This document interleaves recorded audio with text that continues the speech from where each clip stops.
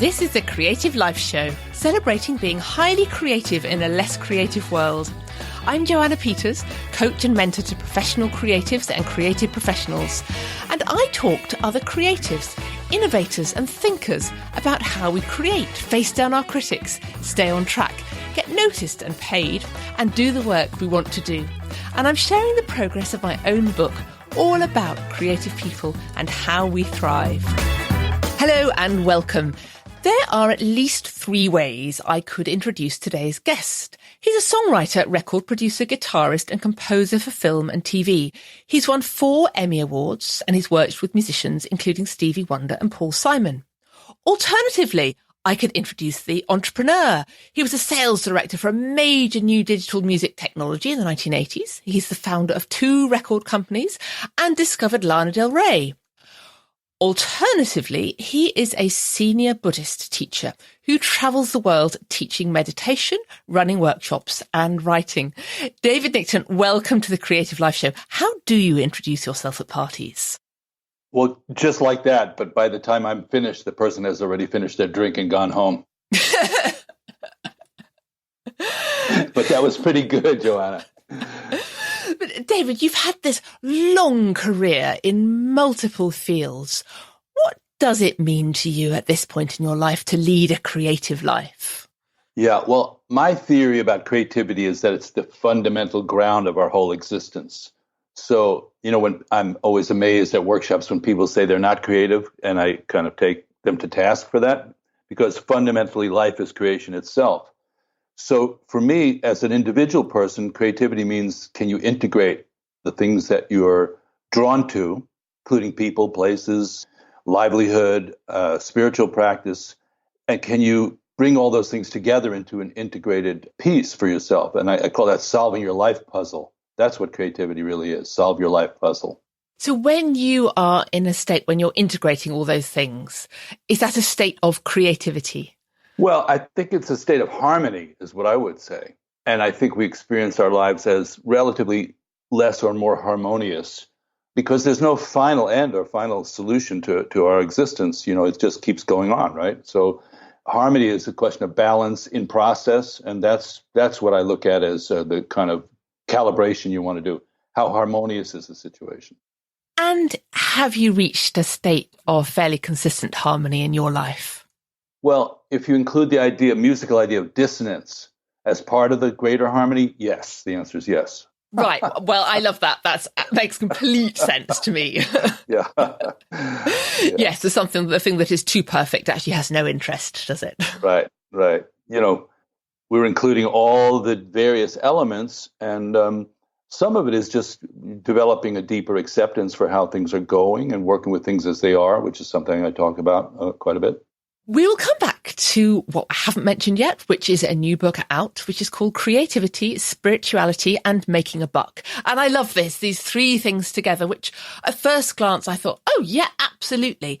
But it's so easy for them to butt up against each other in our minds. But we will come back to that because the joy of having a guest like you on is that it looks from the outside as though you've got decades of success in multiple areas. But as every regular listener to the show will know, that is never the case. Could you take us through your story of particular creative challenge, David? Well, the reason I'm writing this book at the tender age of 71 is because it includes a lot of the journey. And that journey does, for all of us and for myself as well, include periods of imbalance and dissonance and sort of tension between different aspects of life. So when we talked about this, I thought maybe I can just briefly outline the story of me in the 1970s having a very, very great moment in terms of my musical career. I wrote a hit song called Midnight at the Oasis. I was living on Mulholland Drive in a very nice, large house. This is in LA. In LA, Los Angeles. Yeah, I had a new wife and a baby on the way. And we were getting all set up for that. And then I received a phone call from my Buddhist teacher, who was Chogyam Trungpa Rinpoche, one of the great Tibetan Buddhist meditation masters, who was largely responsible for bringing Tibetan Buddhism to the West. And he asked me to move on fairly short notice to Vermont, to a Dharma center that we had created there, which at the time was called tail of the tiger, but had just changed its name to Karme Chuling. And it became a major sort of Dharma center in the northeast part of the United States. Right. And he wanted you to go and run it. Yeah. And that was a big shift for us because I had a baby on the way. I had a beautiful house in the Hollywood Hills, a lot of good career action going on. And we moved into 2 rooms there that were the size probably of our closets at the house in Los Angeles and lived there for 2 years running that center. But that's a huge shift, isn't it? You just say this is your first hit that you've just had. Right. And you were in LA presumably for your music career. Yes. Originally, I moved there to really dig deep into the music business and performance and so forth, because that was the epicenter of it at the time. Maybe it still is. A lot of the music and film world is centered in LA. So I was coming out there to be part of that flow. And it was going well. But I was also teaching the Buddhism already at that point and deeply involved with it.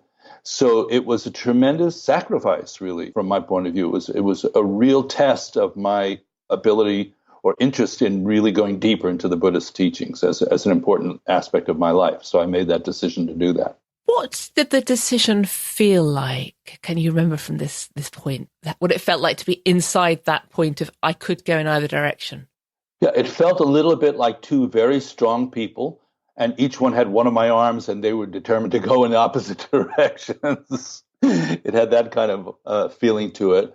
On top of that, I would say that my wife at the time, who's the mother of my beautiful son, Ethan Nichtern, who's also a Dharma teacher here in the United States, she was not happy about the idea of moving to Vermont because she had just moved to Los Angeles from New York. So it was challenging. So people don't develop too dreamy an idea about what meditation is or a deep dive into practice. It's not going to be a bliss ride. It's going to be challenging. So that was very challenging. Were you turning your back on music at that point? No, never, because it's not my back or my front. It's inside, outside, on my skin. I can't control it. But I did go to a place where music was not allowed, actually, except on certain days, because it was a contemplative center. So it had a kind of monastic almost kind of quality to it. But, I wasn't really afraid of losing my contact with music, and I knew it was going to be a temporary role there. And then very interesting stuff happened after that. So, and now it's all looking back, you can see the map better looking back than looking forward a lot of the times. Did you fear for your music career at that point, or was it actually so much part of who you were that you knew it would simply be there in 2 years? Well, there's, of course, an unspoken and spoken aspect of the entertainment business, which is, what have you done for me lately, is the question, everybody is asking. So there was a certain amount of concern like that my momentum would be lost. And in fact, it was, actually. I had to regain that momentum. And then I had to do that's where my entrepreneurial career developed, actually. So coming out of leaving Vermont, I went, hey, I might need a job here. This is possible. But I had a very interesting coincidence develop where you mentioned it in your intro, connected with some people who were developing the absolute cutting edge of digital technology into the music and audio business, which was the Synclavier digital music system, which changed everything within our industry. So I got to get a new ride out of that, which was interfacing between an entrepreneurial technical company and re-entering the music business and audio business with that aspect of it. So things took care of themselves, Joanna. It was interesting. In retrospect, I think there was a lot of energies that were lining up. Like I might be the pool ball, but somebody else was shooting the shot, Have you always been someone who's open to new experiences and just trying different things? Oh, yeah. I think you mentioned my book. In my book, I really try to delineate between synchronicity and following the magic of circumstances, the melody of circumstances, and also developing intention and strength and effort, which seems like, those are 2 different things, but they're very connected, as I'm sure with working with the people you work with. They need some kind of vision and clarity, which is very spontaneous in a way, and then they need to hook it up with the reality that they're manifesting. So I sense that's what you do with people, I can tell from the website I saw.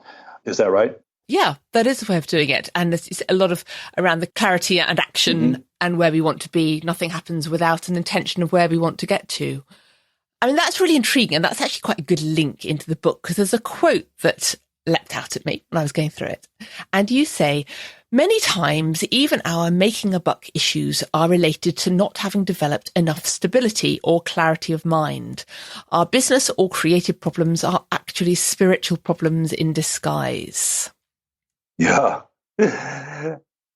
Could you resonate with that? Yes, I guess I did, given the fact that I noted it down and wanted to bring it in for our conversation now.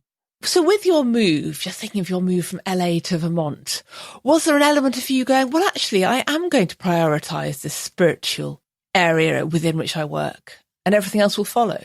Well, I didn't know what would follow. There was a leap. I think a lot of elements in life, sometimes you take a leap, you're not sure how it's going to come out. But I was inclined to jump and see, because the relationship I had with this particular teacher was very strong. And I felt like this is the sort of core of my being that's being addressed here. Because at the end of the day, you don't get to take any of these things with you. You basically have your mind, and you don't even have your body at the end of the day. So the quality of clarity in your consciousness is obviously the ultimate kind of treasury that we can contact. And it underlies everything we do. So we talk about in my tradition, it's called joining heaven and earth. And the heaven principle is like the mind being clear. And the earth principle is then beginning to bring down your vision and ground it in reality. And when you do that, you create harmony and prosperity. That's a sort of ancient Asian paradigm. I love that. You introduced that very early in the book, don't you? It's a very powerful metaphor. It seemed to me about the integration of the spiritual and maybe intellectual and emotional side of our beings, and the actual need and the joy of living in a very real world. Yeah, and if you have people who are saying they're spiritual adepts, accomplished spiritual practitioners, but they haven't mastered their day-to-day world, it's questionable, in my opinion. What does that lead to? That leads to the ultimate kind of, you could call it introductory or advanced training, that you have to be able to manifest at some level in an earth plane in order to be able to clearly demonstrate that you've mastered the kind of spiritual dimension. So if somebody is just completely, can't handle their world properly, but they claim to have some kind of etheric or spiritual gift or something like that, I always want to talk to them more about that. It's kind of a bit like show me the money, isn't it? Well, yeah, I mean, I put a dollar bill on the cover of the book. We just taught at a place called Bhakti Fest, which is a kind of yogic community out here in Southern California. And I could see eyebrows go up, when they look at that I actually mentioned making a buck and put it on the cover of a book, which really is probably going to sell equally in the business world and in the kind of meditation communities, because they're moving towards each other. As I know you know, there's a lot of convergence starting to happen between those two seemingly disparate communities. And I'm trying to address that. Why was it important for you to write this book now? You've got a very busy life, clearly. You've got all sorts of musical and meditation that's going on. Why did you want to take the time to bring these 2 or 3 things together?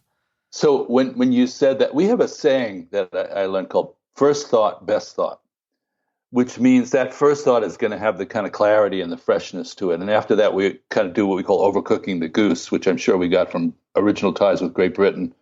Overcooking the goose, We don't overcook things. Never. No, but I mean the idea of cooking the goose at all. Yeah, sure. In the first place. So when you said that, in my mind, I thought, you said, why did I make this book? And then I visualized a chicken laying an egg. Why does the chicken, they say which comes first, but that's not, as important as in the first place. Why does a chicken even bother to lay an egg, right? You could just go on being a chicken for the rest of your life. So a lot of the creative process for me actually feels like laying an egg. It's in me and it wants to come out, and it's going to come out. And therefore I should just sit with it for a minute and allow the space for it to come out properly. And then we'll see what we have. So the book was really an egg from that point of view.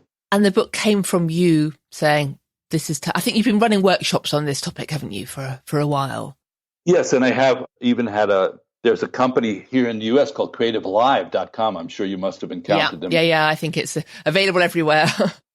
Similarity of the name. But we did a online video workshop with that topic, and that's still up there and available for people. But my interest was in saying, well, let's look at my journey and see if I can express it well and clearly and see if it benefits anybody. Because my theory was that it would benefit people who were sort of had similar concerns about integrating these different elements of life, and that I had a lot of experience to share, mostly mistakes. Which is, I think, right. You can learn from other people's mistakes, or you can make the same ones. It's up to you.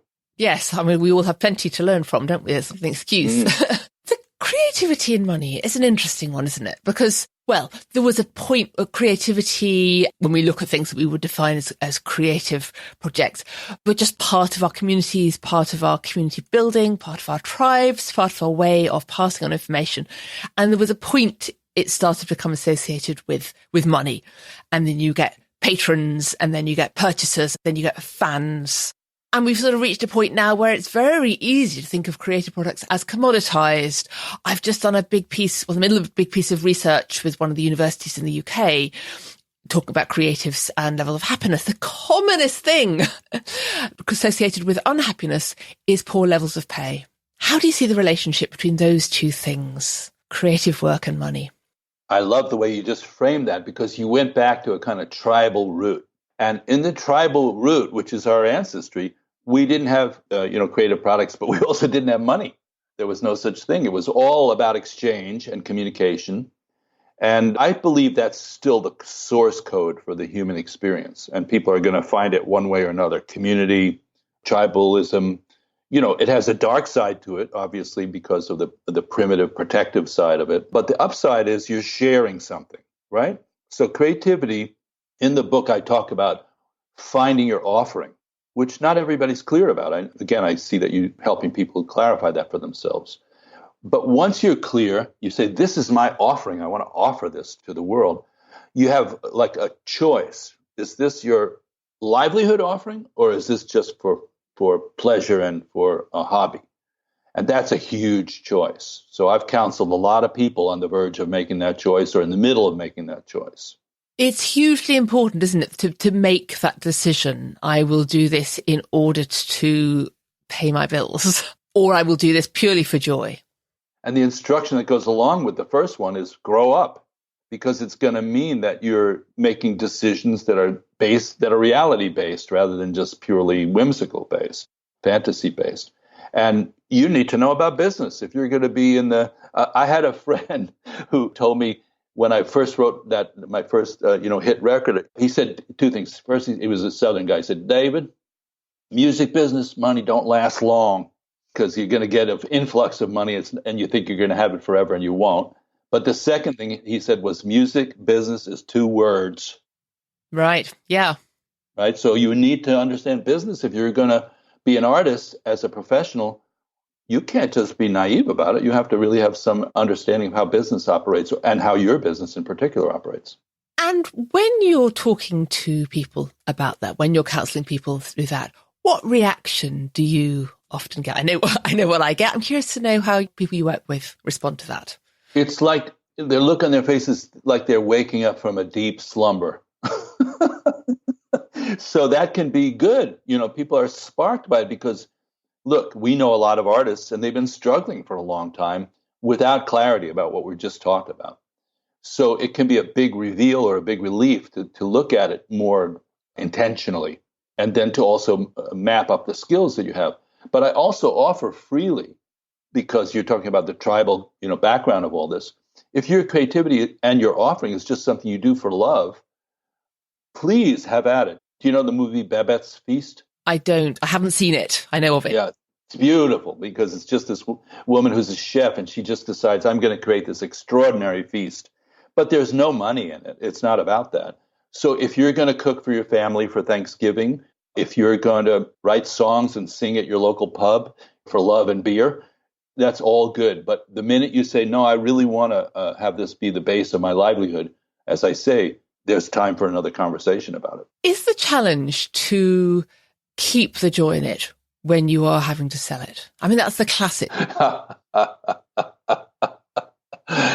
I don't want to answer too quickly because you might be asking a really great question there. So I want to think about it for a minute. Joy is so here's how I would say this about creativity. Even just creativity itself comes from joy, an inception stage of a creative burst, a kind of opening. In the shower, you're walking through a meadow, you look at a beautiful friend's face, you look at a child, and this is where the creative, or you look at a difficult situation on the other hand, and you have some inspiration. That's the start. I call that inception. That's like the beginning of the thing.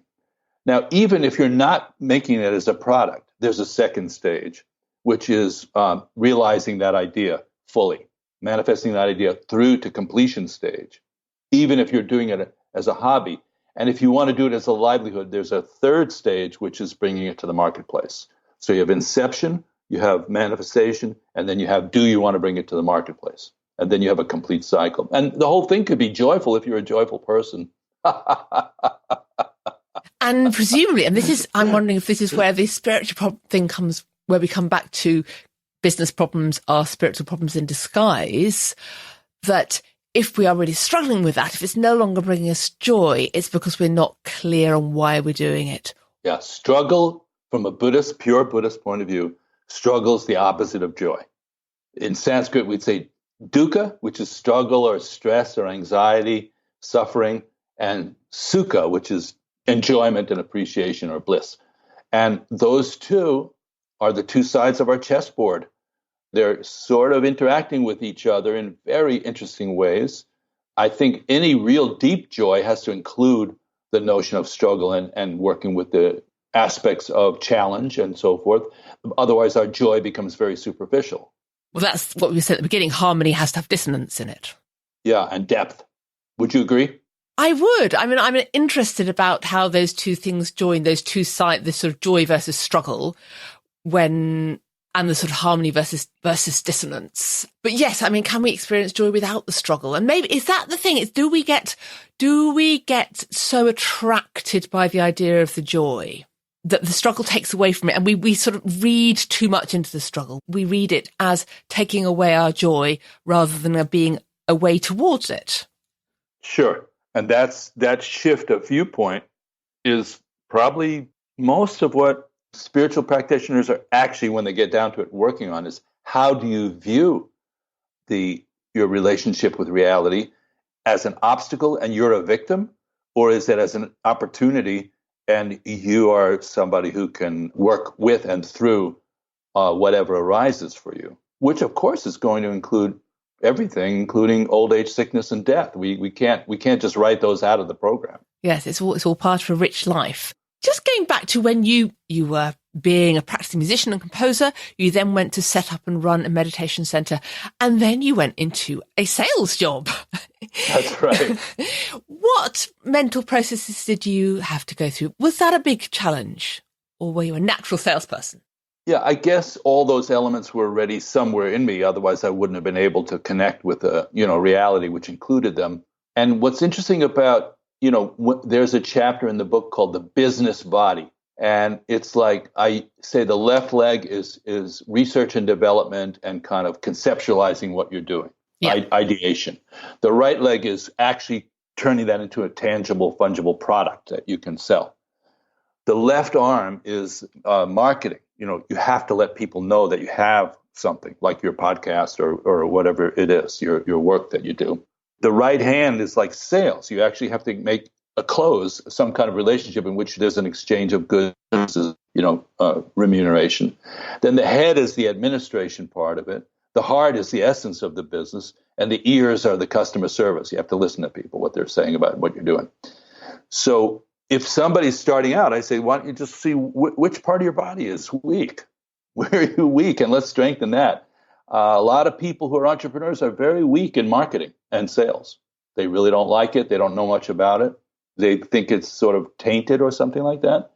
But let's face it, if you found a great salesperson for your business, that would be your first hire in 1 second if you knew what you're doing.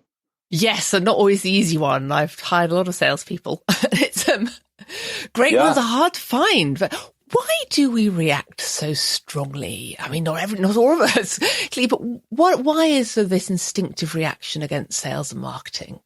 Well, look, the safest thing to say is it's based in fear that you might actually succeed. I say that it's obvious that people are afraid to fail, but it's less obvious that they're afraid to succeed, because that means, further commitment, further manifestation, a lot more work, for example.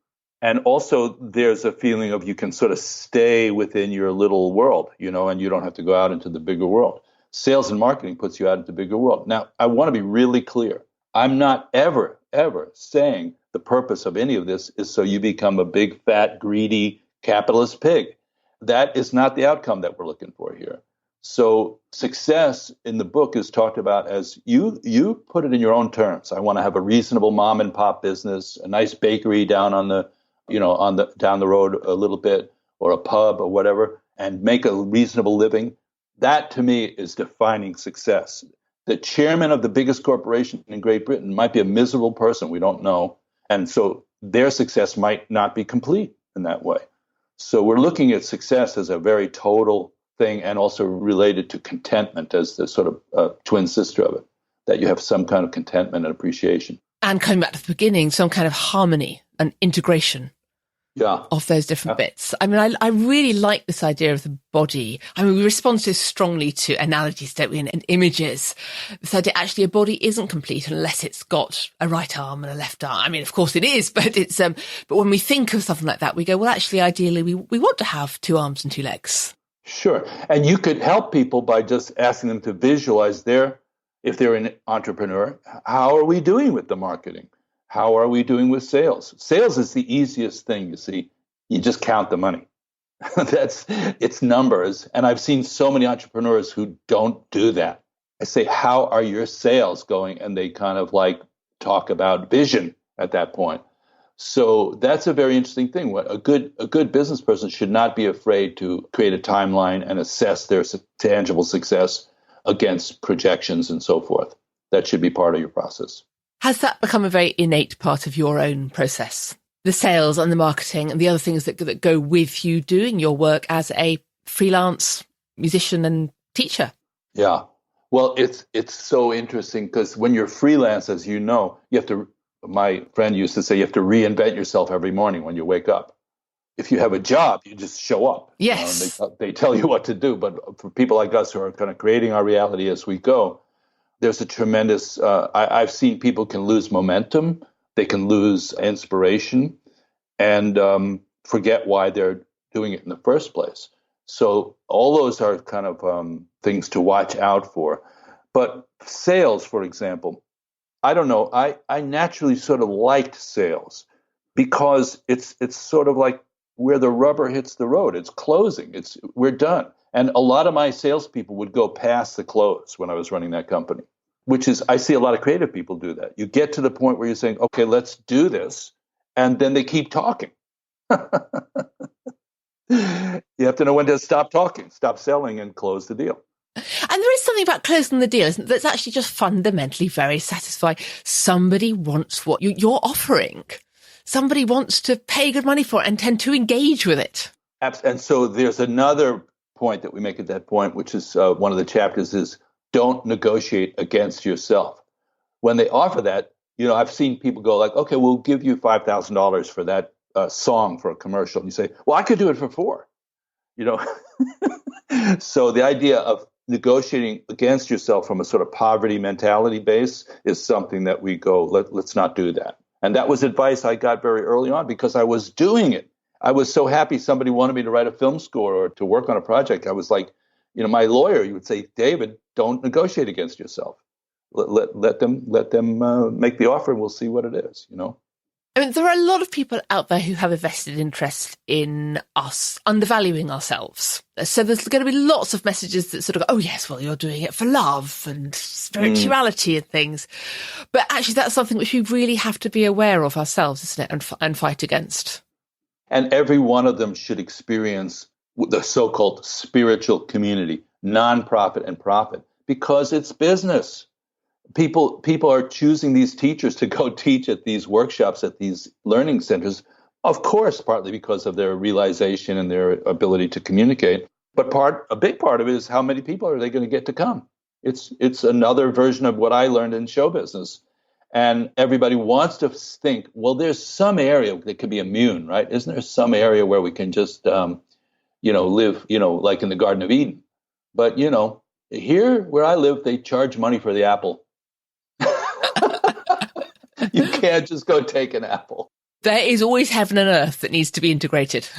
Yeah. And earth, the Buddha, by the way, is touching the earth in some of the most famous statues. And I'm not saying he's saying count your euros, but he is saying pay attention to practical reality, without a doubt. And what do you do in your life to keep you in touch with practical reality? Is that the power of meditation? Meditation's, of course, such a complex subject because every time I teach it, I say there's hundreds and thousands of methods that are all called meditation. So you have to be precise about what exactly you're advocating and what you're doing on the practice. I think for a lot of people, and I would put myself in this category, I leave some time for just working with my state of mind in a very pure, innocent kind of way, without trying to achieve any particular big deal result or create agendas. I look at it as a somewhat agenda-free time, a timeout. And in that, you can see the basic energy of your mind, whether it's settled, unsettled, what you're dealing with in terms of habitual patterns and emotions, and just have a clean look at it and a kind of openness to who you are and make friends with yourself in a really decent kind of way. And also rest a little bit, rest your awareness by just simply being present with whatever is without, trying to create any particular kind of outcome. And then you proceed, you reconnect with, you get up from that and you re-enter the action. That's how I see meditation. It's a little bit of a cultivation of some stillness and some space so that when you enter the action, you have a little more clarity of mind. So for you, that and your music are absolutely intertwined by the sound of it. Well, yeah, I mean, what's interesting is I think I wouldn't be the only one to say this, and a lot of my students actually say this. When they do practice and then they just start to do their artwork, it seems to flow better, more easily. There's just a sense of flow state, just being, the Hindus have a great word for it, the bhav, B-H-A-V, just the flow, being in the flow. And athletes know about this. It's just, if you've done your homework and you've done your practice, now you're picking up your instrument or you're starting to write, it seems to flow. So I would almost say, like the book that we're talking about, the Creativity, Spirituality, and Making a Buck book, I don't remember writing it exactly. I remember sitting there. I remember typing, and the rest was kind of flowing. Right. Yeah. I think a lot of artists agree, right, with that? Yes. And I think that's a state which a lot of us want to achieve. Yes, we don't necessarily remember it because the bit of the brain that involves memory simply doesn't need to be activated. It simply can come out, which is extraordinary, I think, the brain science around it. Yeah. Oh, that's very interesting. I'd like to hear more about that sometime. There's so much around this whole meditation area we could talk about. How do you practically integrate it with your life and your work? So, I had a teacher who was Tibetan, but on his way to America, he stopped in Great Britain and got a degree at Oxford in comparative religion. And so he spoke his English with Oxonian accent, British accent. So when we asked him a question like you just asked, he had a one-word answer, which was scheduling. Like any other habit then? Yeah, and neuroscience would back this up. If you create kind of patterns of scheduling that are consistent, that is the strongest way to develop new habits. Now, having said that, I have a wildly chaotic life, and I travel all over the world. I've been to Japan 25 times in the last 5 years, among many other places to teach. And what I like to say now is I hit the ground sitting instead of running. So I don't really pay a lot of issue to the time difference, the jet lag. I just try to go, okay, I'm here now. Let's just relate to what's happening here. So I don't think people should model their early meditation career after me because I just find myself in a hotel room grabbing a pillow off the bed and sitting on the floor for a half an hour. If you have a house life and you have some kind of work and schedule, get up every morning half hour earlier and do your sitting. That's the best way by far. Right. Habits and routines, which is something that comes up again very often on this and the power of that. So what kind of person would you be without meditation?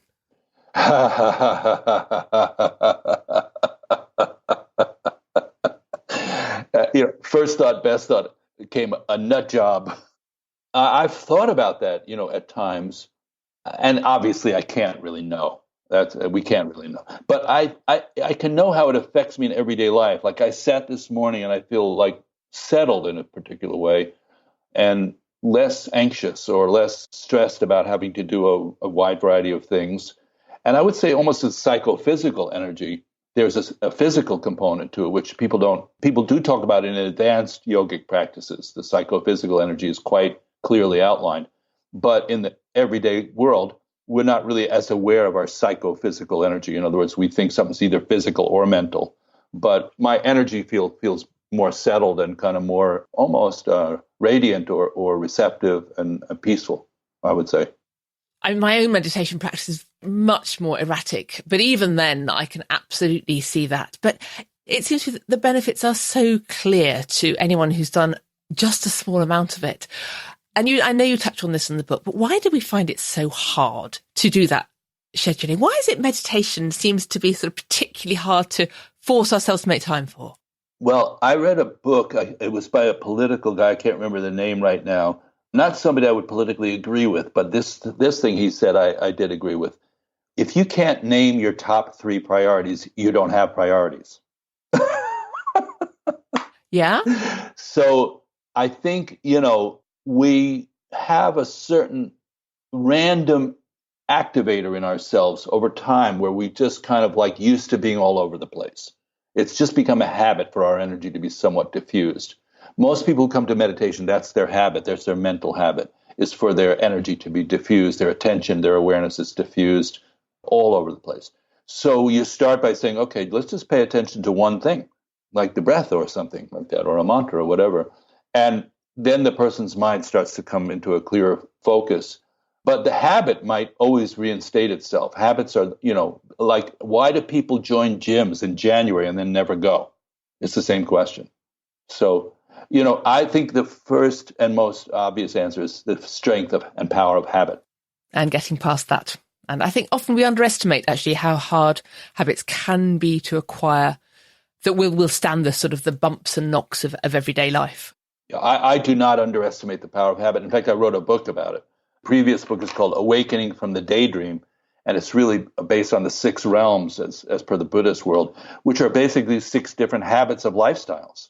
Essentially, they're psychophysical, but how we manifest is clearly karmic in the sense that the past is heavily, heavily weighing in on the present, and then how we relate to that is weighing in on the future, and these things are interactive. So the idea of shifting something is no small feat. It is really not, if you have deeply ingrained habits, transforming those is not an easy thing to do. Thank you so much for coming and sharing all this, David. There are so many things, so many directions I could take this conversation in. Yeah, but me too. So much there which we could build on. But I know you have a lot of resources on your website. First, around your book, which is Creativity, Spirituality and Making a Buck. That comes out on the first day of release of this podcast, I think. You've got various workbooks and videos and a lot of other resources around it. And I think you travel widely as well teaching. Where can people find all that information, David? Well, so the easiest way is to go to David Nichtern, and that kind of fans you out to all the various kinds of activity. I also pay attention to Facebook.com/David Nichtern. I'm on Twitter and YouTube, but I think if you just go to the website, just remember that one thing, davidnichtern.com. And feel free to get in touch. And you can find all those links at creativelifeshow.com, the links to David's website and his new book. David, thank you very much for coming in. Well, you're very welcome. And I want to thank you too, Joanna. This was really a treat. I think people are fortunate to have you over there. And I'll bet the people that you work with are very appreciative of you. I can feel that. Oh, thank you. That's very kind. I love working with particularly professional creatives because we all juggle with these things all the time, don't we? The sort of the money, the headspace, the emotions. And I love this idea of actually what we're trying to achieve is harmony with dissonance. So, okay. And thank you for taking the time to listen to the Creative Life Show. If this has resonated, then maybe forward it to a friend with a note saying, hey, I thought you'd love this. And if you'd like a heads up of every new episode, come and sign up for the updates at creativelifeshow.com or follow me on Twitter or Facebook or Instagram. All the links are there. Thanks for listening. Have a wonderfully creative week.